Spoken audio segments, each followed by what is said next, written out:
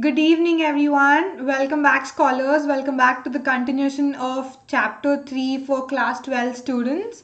So, I hope everyone had a good day.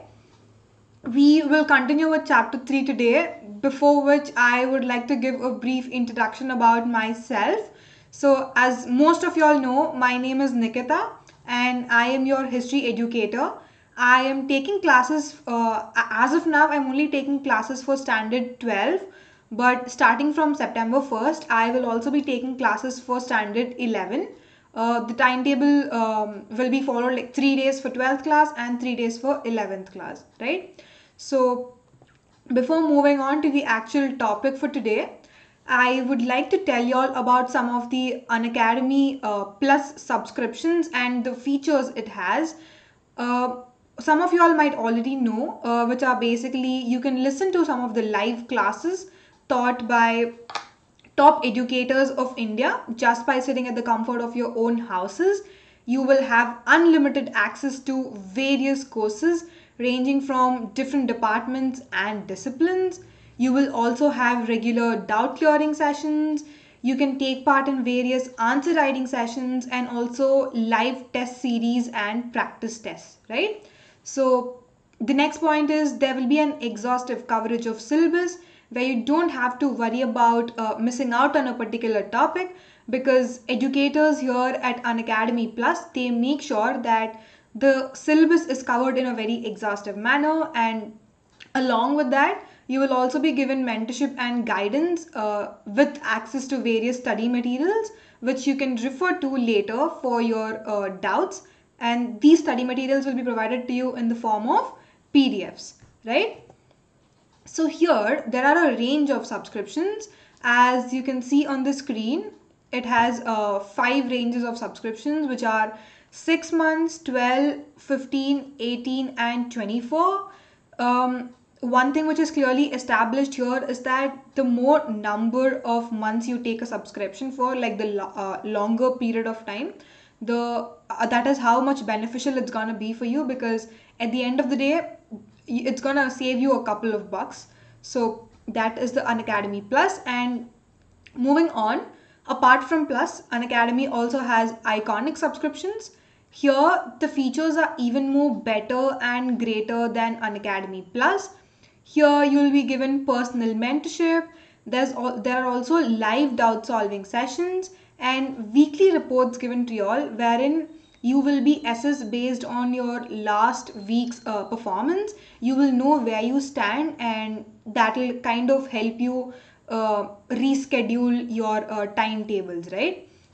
So the next is a direct parent connect. Your mentor, your personal mentor, can directly come in contact with your parents, and your parents will know where their child is, right? Like how their child is studying and all. Nextly, there's also study planners given to y'all, which is basically the timetables. Yes, that point being noted, iconic subscriptions also are of 5 ranges, which is again same thing: 6 months, 12 months, 15, 18 and 24. The same concept applies here as well. The longer period of time you actually take a subscription for, the that much beneficial it's going to be for you. So that being said, let's move on to the actual topic for today. We are still in chapter 3, covering chapter 3 for, right? So we've covered a couple of sections in the last class. We will be continuing that, and we will be basically talking about early societies from the timeline 600 BCE to 600 CE for a span of over 12 centuries, right? Yes, so where we ended yesterday was in the final slide, we were talking about 8 different forms of marriages, right? Like how the first 4 are considered to be good forms of marriages and the second 4 are considered to be bad forms of marriages. We ended yesterday's topic there. Continuation to that, in your textbook, the next subtopic is Gotras of women. So this is the topic, and here basically the point being, this is one of that Brahmanical practice it it was in existence from 1000 BCE. Like even before we started talking about this particular chapter from 600 BCE, right? So even before that time, like even 4 centuries before that, this particular Brahmanical practice, basically the association of Gotras, it existed in the Indian subcontinent, and to be very specific, it started in 1000 BCE.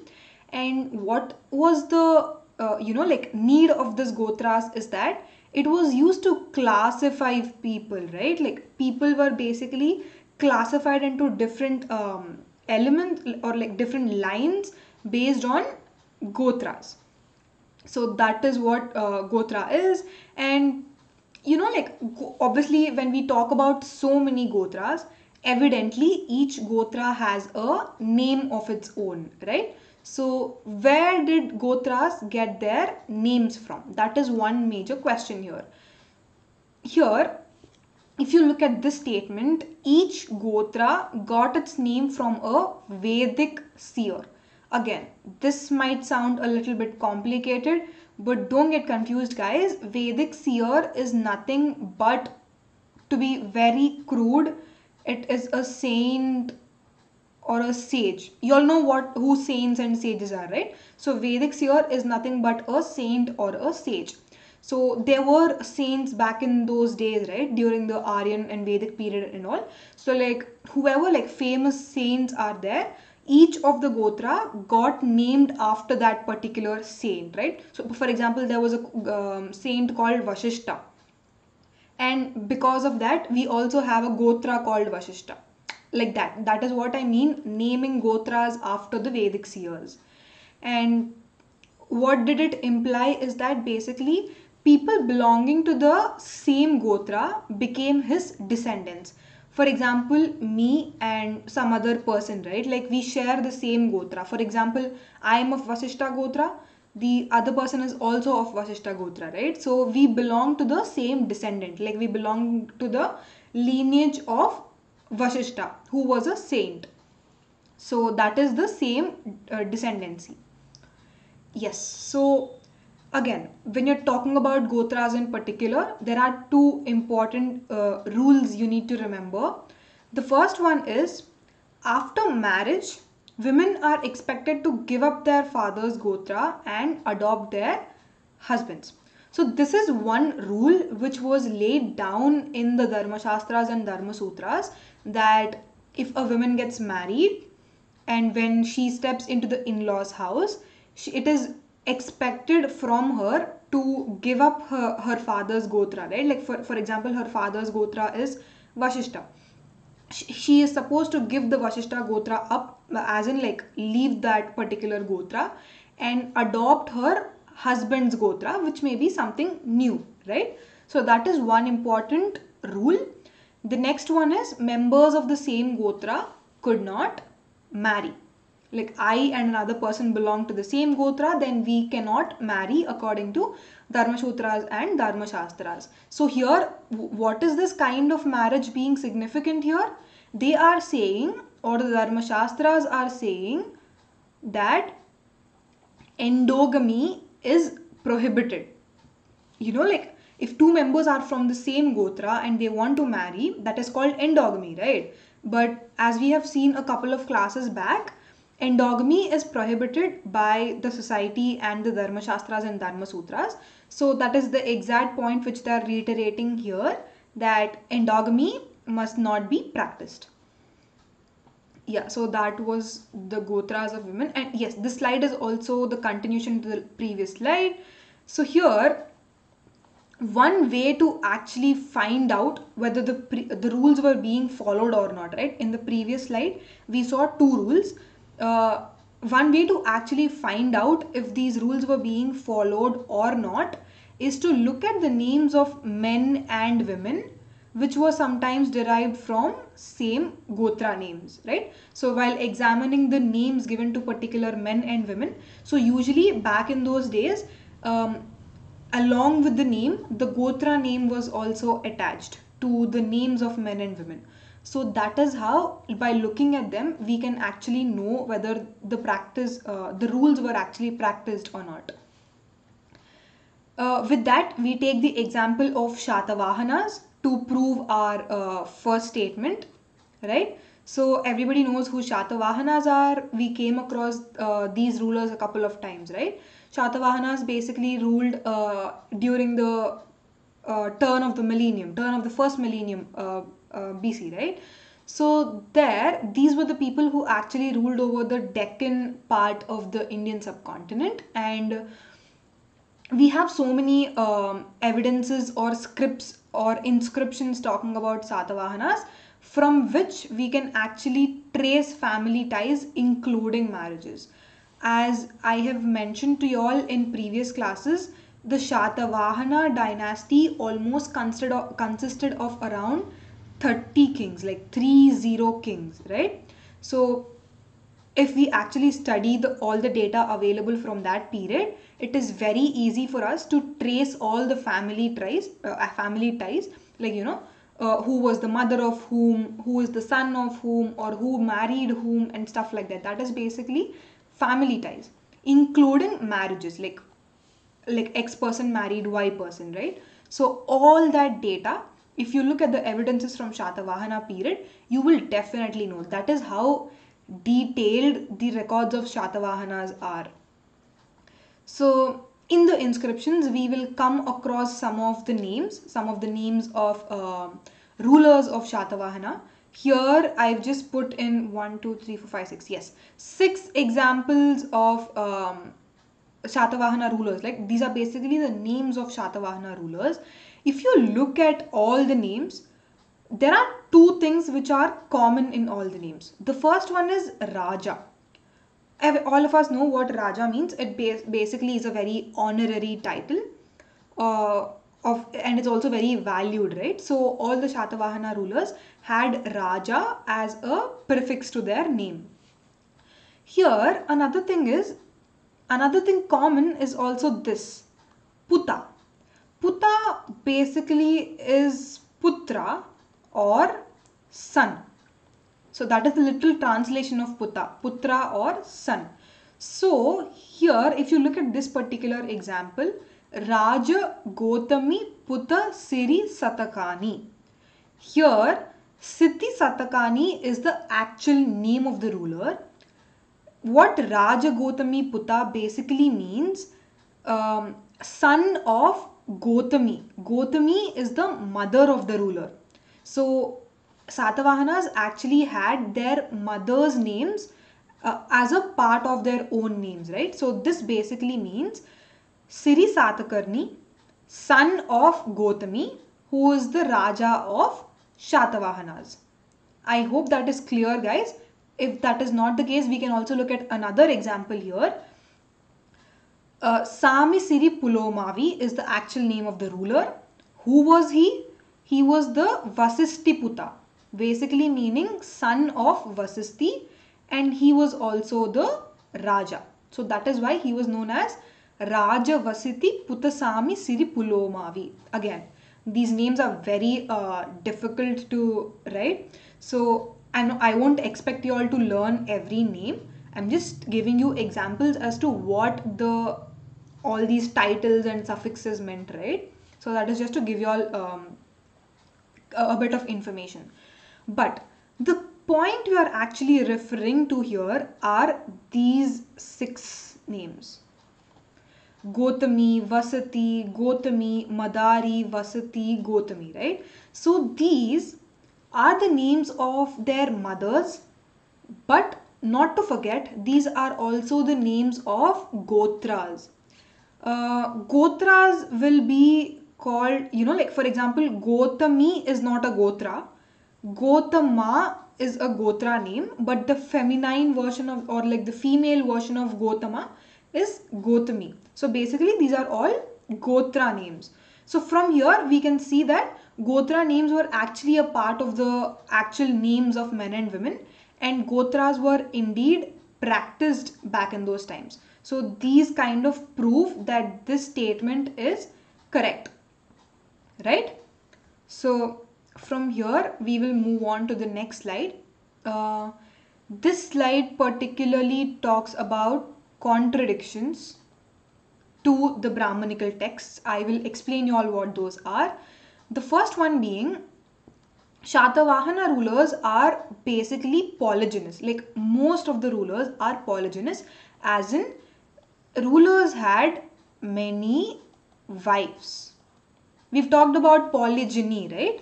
Polygyny is basically the practice of a man marrying several wives, several women. So basically, he has many wives. So almost all Satavahana rulers are polygynous, and if we look at those wives' names, if we examine those wives' names, there are two things clear. The first one being, many of them had names derived from Gotras, such as Gotama and Vasishta, which are their father's Gotras.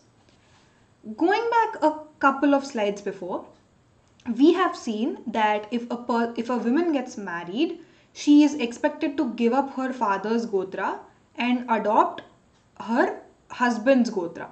But if you see the names of Shatavahana queens, they still have their father's gotras. They did not give their father's gotras up, because we've seen Vasistha and Gotama, right?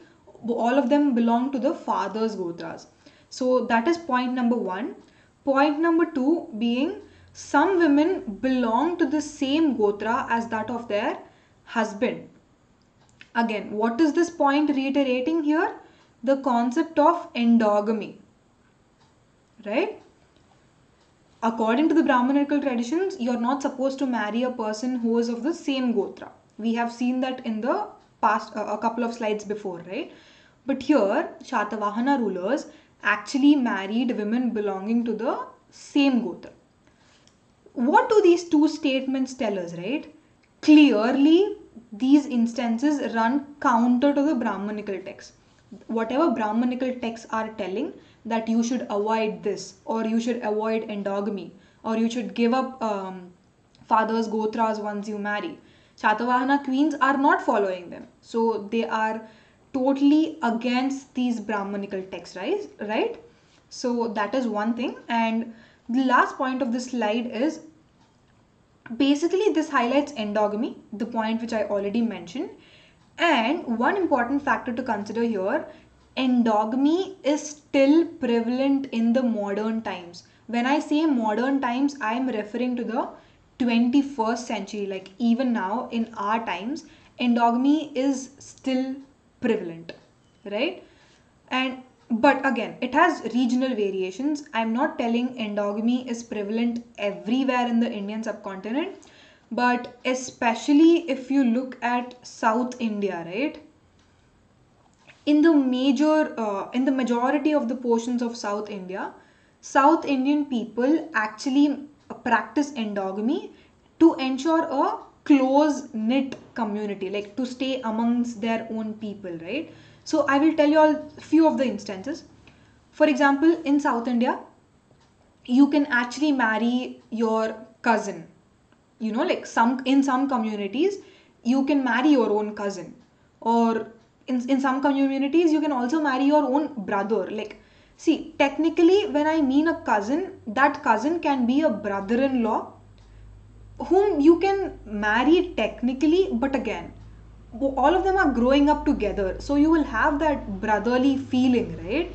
So eventually you want to call him brother only instead of brother-in-law. But all of that doesn't matter, because endogamy is legal in South India, right? So yeah, so that is what I mean by endogamy being prevalent in South India. Basically, you can marry your cousins. Yeah. So that is about the Gotras. And moving on from there to the next slide, here we have the importance of mothers. Not just mothers, like queens, right? Here, Satavahana rulers actually identified through metronymics. Guys, metronymics is nothing but the names of mothers, right? So just we have seen in a couple of slides earlier here If you look at Gotami, Vasati, Gotami, Madari, these are all the queen's names, like the mother's names. Still, rulers have their mother's names as a part of their names, right? So it's clearly evident that Shatavahana rulers actually identified through metronymics, like their mother's names. Just looking at this one thing, we should not come to a conclusion that women in the Shatavahana empire were given a lot of importance. Like they had a huge role to play, they had an important role to play. It is very easy to come to these kind of conclusions, but you have to be very cautious before actually ending up there, because other evidences tell that is not the case. For example, if you look at this succession to the throne, like a father died, right, or a king died, then his girl child or the daughter do not have the right to inherit the kingdom. Only the son has the right to inherit kingdom, right? So succession to the throne was patrilineal. We've discussed the concept of patrilineal a couple of classes back. So when you look at the Satavahana kingdom as well, just because kings had mothers' names as a part of their names doesn't necessarily mean that daughters can inherit kingdoms. And also, if you look at another instance from those times, like back in the 6th century BC, 5th century BC, and all, here the instance is basically from Mahabharata. So here, Duryodhana, we've talked about Kauravas and Pandavas, right, a couple of days back. So the eldest son of the Kauravas, who are 100 in number, his name was called Duryodhana. So Duryodhana's mother was Gandhari. So just remember these two names when I'm telling you this story. Duryodhana is the eldest son of Kauravas and Gandhari is the mother of Kauravas. So when Duryodhana actually decides to wage war against his brothers, who are Pandavas, to inherit the kingdom and throne, Gandhari actually advises Duryodhana not to wage a war. Like she literally kinds of goes to Duryodhana and begs him not to wage a war. He tells that, peacemaking is very important. A real man or a person who actually wants to take care of his kingdom, he doesn't want to wage war. He only wants to protect peace. Like she tries in every way possible to convince her elder son Duryodhana not to wage a war against Pandavas. But eventually, Duryodhana doesn't listen to his mother. He wages a war, but he loses in the war, and Pandavas won the war. Irrespective of the result of the war, the point to be noted here is that Duryodhana did not listen to his mother. That is the main point here, which basically meant that whatever opinions women had or whatever ideas women had, they were not given much importance. So that answers the basic question of this slide. Were mothers important? Right? I hope this slide is clear, guys. Yeah, so from here we will move on to social differences within and beyond the framework of caste. Yes, so caste is one such term or a word we have been listening to our entire lives because it is prevalent even today in modern day India. As your textbook defines it, caste is nothing but it's a set of hierarchically ordered social categories. This is the definition given in your textbook. So who actually lays down this caste order, right? So in Dharma Shastras and Dharma Sutras, which were written back in those times, these texts actually lay down the ideal order, like these particular people are called Brahmanas or these people belong to Kshatriyas or like stuff like that. It is written down in Dharma Shastras and Dharma Sutras. Brahmanas actually played a huge role in the classification of social structure, they claimed that positions within this order were supposedly determined by birth. They wanted to convince the public, they wanted to convince everybody living around, saying that this is not something we are making up, this is not something which is man made, but just when you were born, right, your birth itself is going to determine which where you socially stand or what your social position is. So brahmanas actually claimed that it is determined by birth. So that is the slide. And yes, just a little bit diving into what actually this fourfold social structure is, right? We basically, sorry, yeah, so we basically call it fourfold social structure. In this fourfold social structure, we have four different classifications. The first one, obviously, being Brahmanas. So, what is the occupation of these four Varnas, right? Like, classification to hua, like, classification happened. But what are they supposed to do? Like, what are their occupations, right? So, here, Brahmanas, their duty is to study and teach the Vedas. Like whatever Vedic books are there, be it Rig Veda, be it Yajur Veda, Sama Veda, Atharvana Veda. Like we have four kinds of Vedas. I hope everybody knows this. Rig Veda, Yajur Veda, Sama Veda, Atharvana Veda, right? So we have four Vedas. Brahmins are actually expected to study and also teach these Vedas to other people.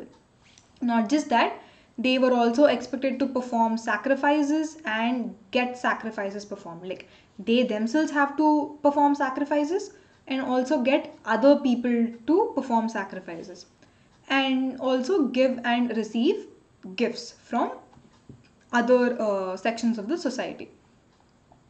The next one are Kshatriyas. Their primary job is to engage in warfare. Basically, they constituted the ruling dynasties, like all the kings. According to Dharma Shastras and Dharma Sutras, again, I'm not talking about the reality. I am talking about whatever is written in the Vedic texts or the Brahmanical texts. According to the Brahmanical texts, Kshatriyas are supposed to be the ruling class. They are supposed to engage in warfare and protect people, and also they have to administer justice and maintain peace in the society by maintaining law and order, right? So all these are the duties of a Kshatriya. Along with that, Kshatriya can also study Vedas if he wants to, and get sacrifices performed and make gifts, right?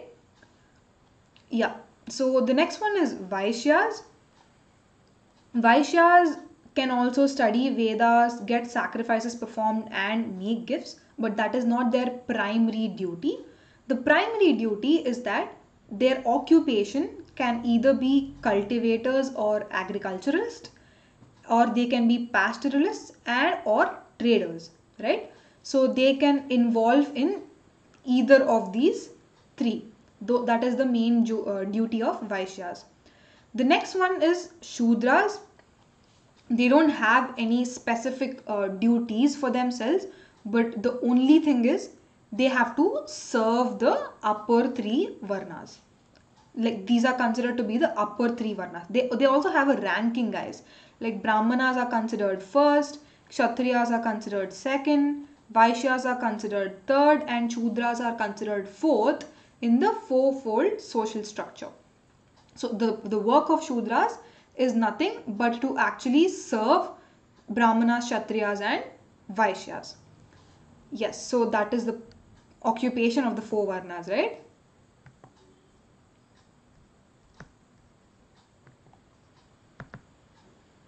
Just a minute.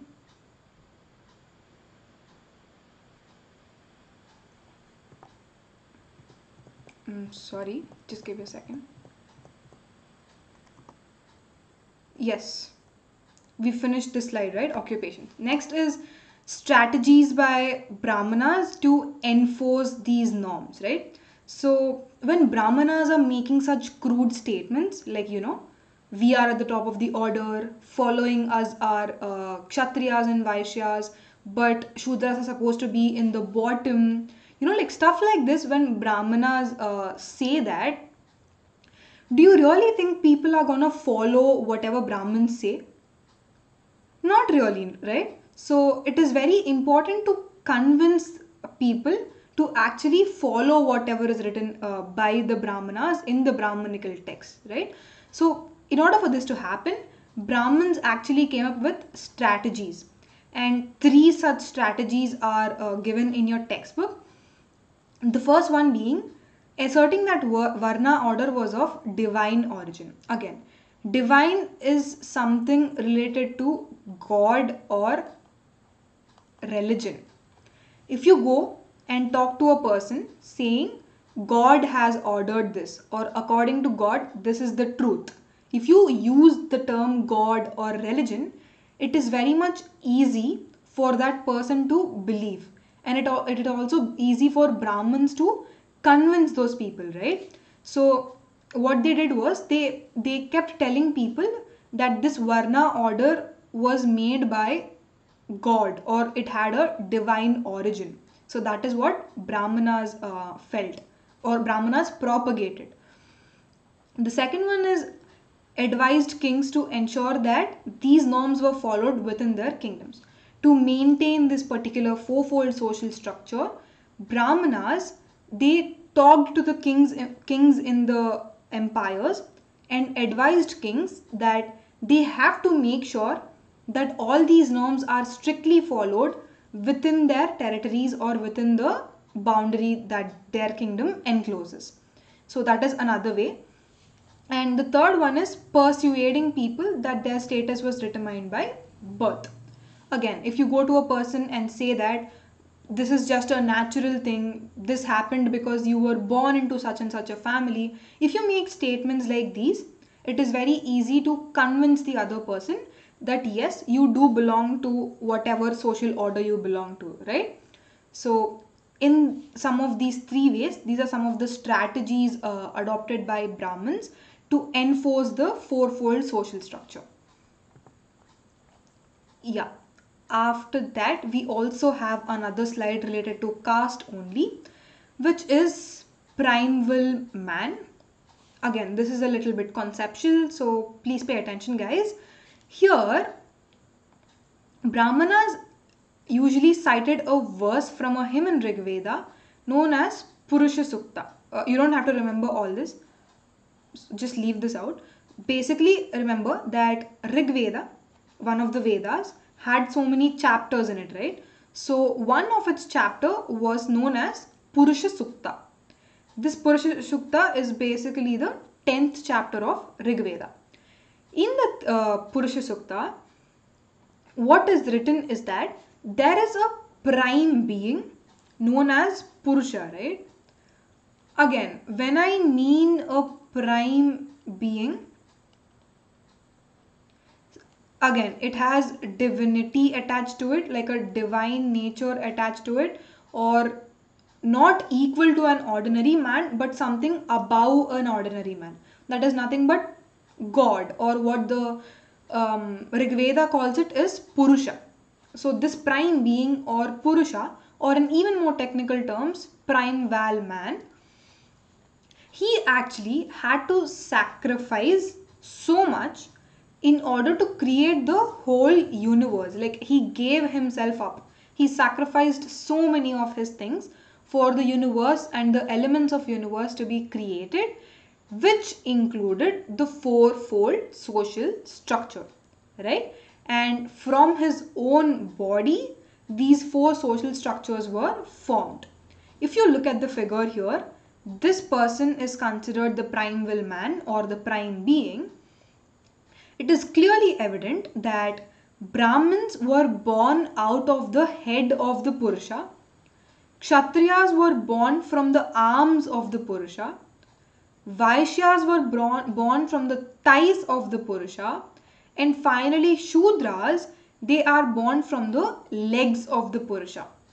Repeating again, guys, Brahmanas were born from head, Kshatriyas were born from arms, Vaishyas were born from thighs, and Shudras were born from legs. This concept is very important. Please remember, that is why I repeated it again.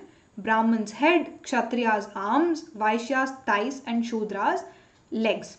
So when with the sacrifice of this prime being or Purusha, these four social categories emanated from his own body. That is what again is written in the Rig Veda of Purusha Sukta, which is a Brahmanical text again. Yes, so here we have another source in your textbook. I have made it a point to discuss all the sources in your textbooks, guys, because some of them are really important even when it comes to examination point of view. So don't skip the source boxes in your textbooks. Please go through them. So here we'll be talking about source 7 in this slide, which is titled as proper social roles. So there's basically a story written, and this story is from Adi Parvan of Mahabharata. Adi Parvan is the first chapter of Mahabharata. It involves three characters primarily, which is Drona, Eklavya, and Arjuna. Again, brief introduction to the story or what the story is, and then we will have time to answer these three questions.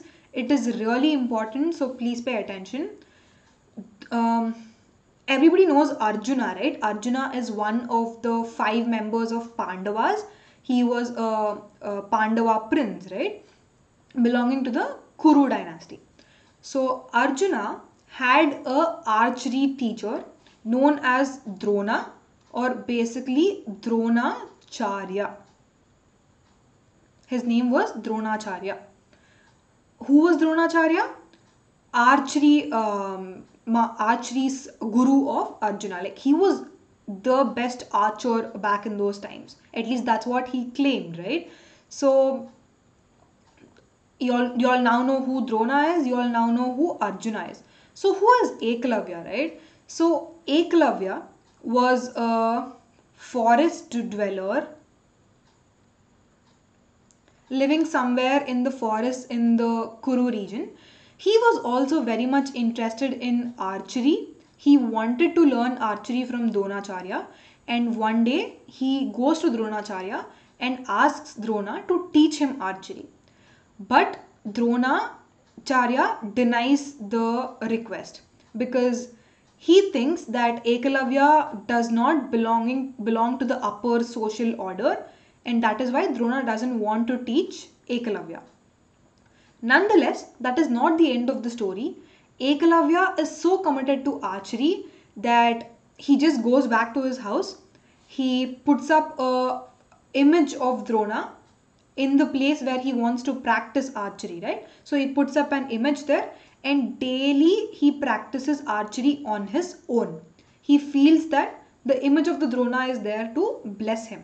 He still respects Drona, guys. Point to be noted here is that Ekalavya highly respects Dronacharya, right? So he practices archery. He almost mastered the art. And one day, when all the Pandava brothers, they came into the forest for their hunting activity, right? So when that happened, they actually experienced the archery skills of Eklavya. They saw how good Eklavya was at archery, and they went back. So one context or pretext to the story is that a couple of days back, or whenever the situation is, Drona had actually promised Arjuna that Arjuna will be the best student in archery, and nobody can be a competition to Arjuna. But here, when they looked at Ekalavya's skills, Arjuna was actually upset that Ekalavya is better than him when it comes to archery, and he goes to Drona and asks Drona that, like, see, you promised me once upon a time that I will be your best student, that I'll be good in archery and all. Now Ekalavya is better than me. Now what to do? Like, basically, he reminds Drona of his promise. So what Drona does here is that Drona goes to Eklavya. Eklavya is very happy to see Drona, and like, he still considers Drona as his teacher and all that stuff. So back in those days, when somebody, or when Guru is teaching you something, you're supposed to give a Guru Dakshina, right? Guru Dakshina is nothing but, now we give money or we pay something for the services. Like, if you're learning archery right now, if you're going into a certain stadium or something, you pay them for teaching you. In the same manner, back in those days, Guru Dakshina was given to the teacher for teaching you that art. So Drona asked Ekalavya, what is the Guru Dakshina you're going to give me? Ekalavya says, whatever you wish to, Guru. And then Drona says, give me the thumb of your hand, right? Like, of your hand, like of your arm, give me the thumb as the Guru Dakshina. So obviously Ekalavya didn't utter a word. He just cut his thumb off right there and then, and he gave it to Dronacharya, right?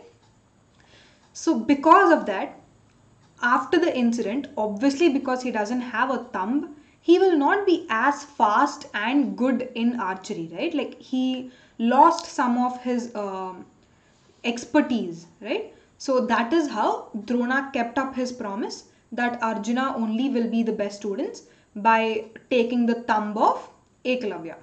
I hope the story is clear. From the story, we have a certain number of questions to answer, guys. Read these questions very properly. The first question is, what message do you think the story was meant to convey to the Nishadas? Nishadas are nothing but forest dwellers. It is a Sanskrit term for forest dwellers, to which Ekalavya belonged to, right? So Ekalavya was basically a forest dweller. So what was the message given to Nishadas, right? So basically, Ekalavya must have thought that since he belonged to a lower social order, Dronacharya refused to teach Ekalavya. So Nishadas must think that they should not involve in the activities belonging to the upper social order. So again, this doesn't have a definite answer. I'm just asking you all to think, like, what kind of message must have been conveyed to Nishadas or Eklavya in particular. The second is, what message would it convey to a Kshatriya, right? The third is, do you really think, this is a question to you guys, like, what is your opinion, right? So do you think that Drona as a Brahmana was acting according to the Dharma Sutras when he was teaching archery? This is a question you all really have to think about, because he was a Brahmana, right? Like, Drona was basically a Brahmana. And according to the Dharma Sutras, Brahmins are not supposed to come in touch with people of lower social order. And is that why Drona refused to teach Ekalavya? Or is it because of something else? Was he following the rules laid down in Dharma Sutras? Like, questions like this should arise in your mind. So that is why I specifically dedicated a lot of time to this slide, because it's really important. You all should have a rational thought here and a very critical thinking process, right? So that is the source in your textbook. The last subtopic for today is non-Kshatriya kings. So here, according to the Brahmanical text, again, only Kshatriyas should be the rulers of the kingdom. But there are several cases where that is not what exactly happened. Not just Kshatriyas, but people belonging to different social orders also were kings at different points of time. Like, in fact, important ruling lineages, not like some random kings. In fact, even Mauryas, right? Like, the origin of Mauryas or the social position of Mauryas, as I've told you all in one of the previous classes, it's hotly debated. Like, it is one of the most debated topic in the academic world of history, right? Some historians argue that Mauryas actually were Kshatriyas because it was written so in the Buddhist texts, in the later Buddhist texts. But according to the Brahmanical texts, Mauryas were considered as a lower origin, like they belong to some Shudras or something like that, but not Kshatriyas. So here, if you consider Brahmanical texts, now that they are saying that Mauryas were not Kshatriyas, obviously they did not fit into the Kshatriya regime, right? So they were called as non-Kshatriya kings. Just like Mauryas, Shungas and Kanvas, who immediately succeeded Mauryas in the same region, they also ruled over Pataliputra. They were also Brahmins. So, what do these examples tell us, right? According to the texts, we know that only Kshatriyas should be rulers. But here, if we see Brahmanas are rulers, low origin people are rulers, like what do we think of this? What information are we getting?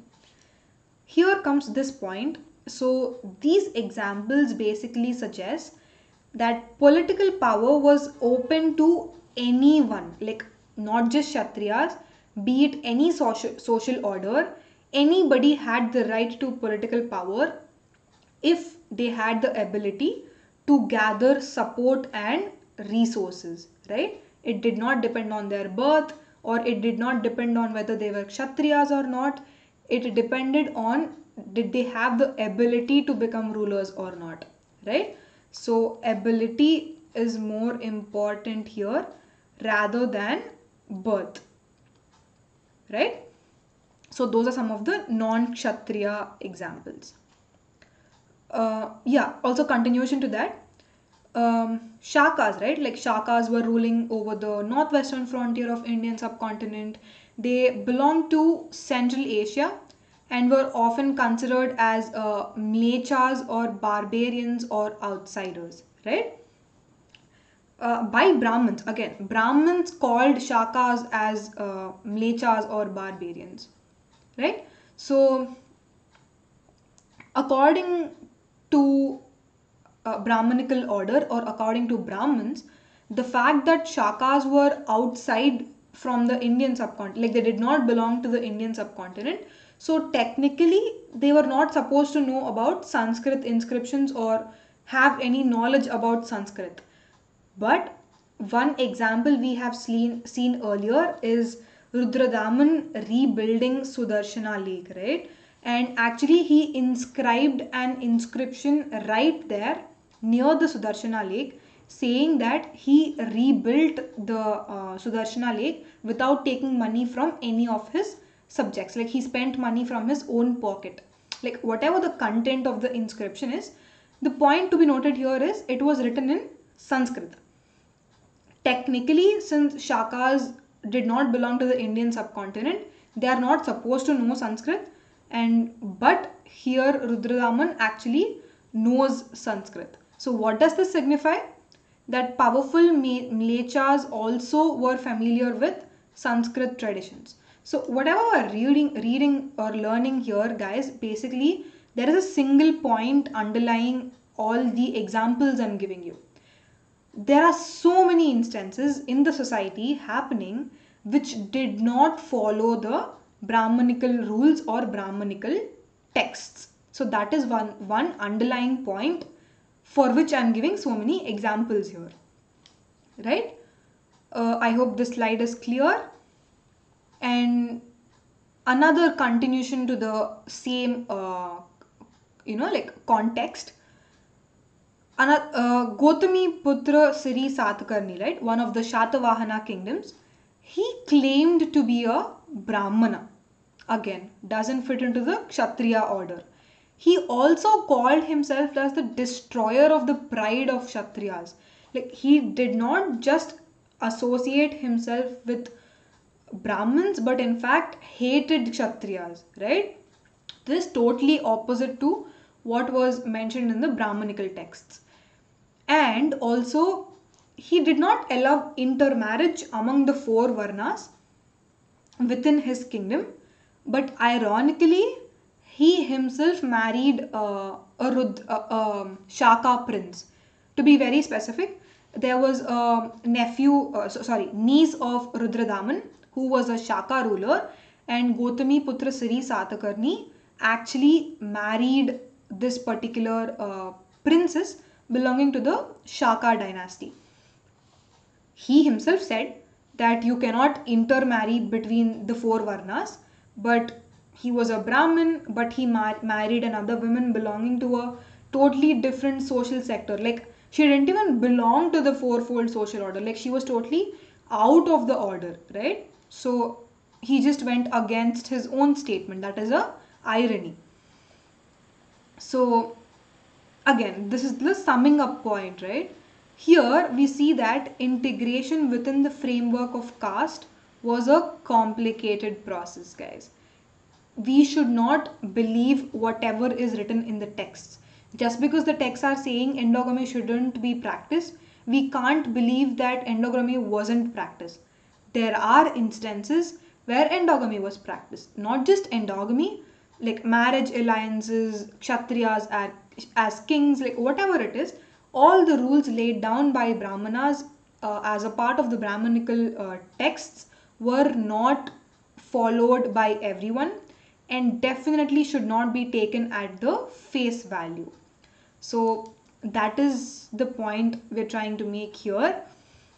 We are almost towards the end of the class. We're done with whatever topics we had for today.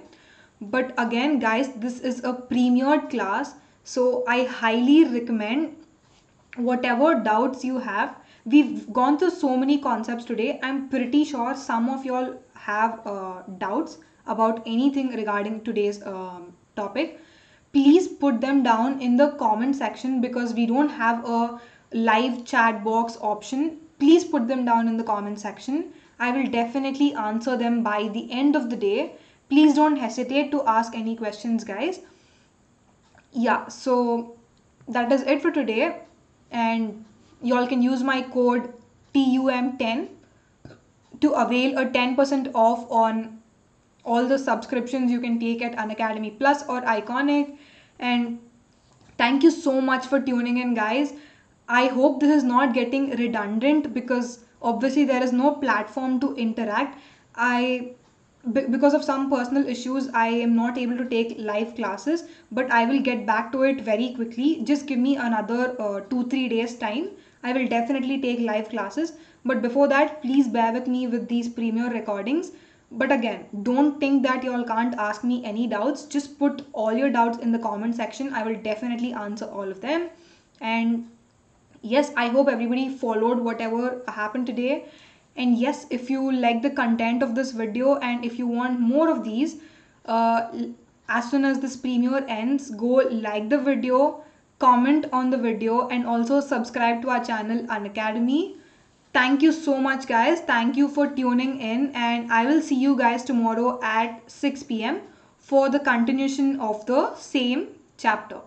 Thank you. Have a good evening, everyone. Thank you so much.